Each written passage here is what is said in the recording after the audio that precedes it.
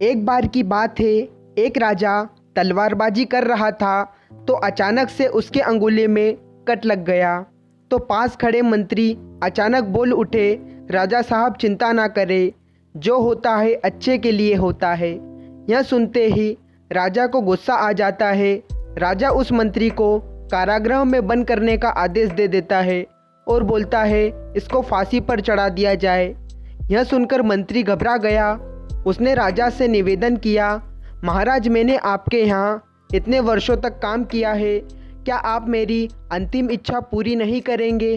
राजा बोला, ठीक है बताओ क्या तुम्हारी अंतिम इच्छा है?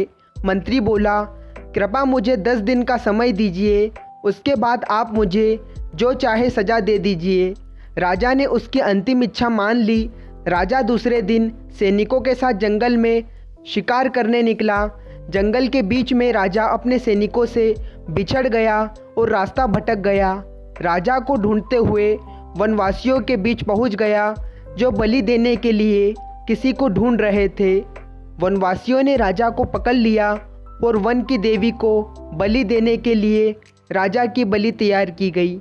जैसे ही राजा को बलि देने के स्थान पर ले जाया गया, वहाँ खड़े बुजुर्ग की नज़र राजा की खंडित अंगूठी पर पड़ी। उसने आवाज़ लगाई कि ये तो खंडित है, इसकी बलि नहीं दी जा सकती। तो वनवासियों ने राजा को छोड़ दिया। राजा जैसे तैसे वहाँ से निकला और अपने राज्य पहुँचा। सबसे पहले कारागृह में अपने मंत्री से मिलने पहुँचा। राजा ने मंत्री से कहा, आपने सही कहा था, अगर मेरी अंगुली नहीं कटती तो मैं जिंदा नहीं होता, यानी जो होता है अच्छे के लिए होता है। राजा ने फिर पूछा, मेरा तो फ़ायदा हुआ लेकिन आपका फ़ायदा नहीं हुआ, मैंने तो आपको सज़ा दी।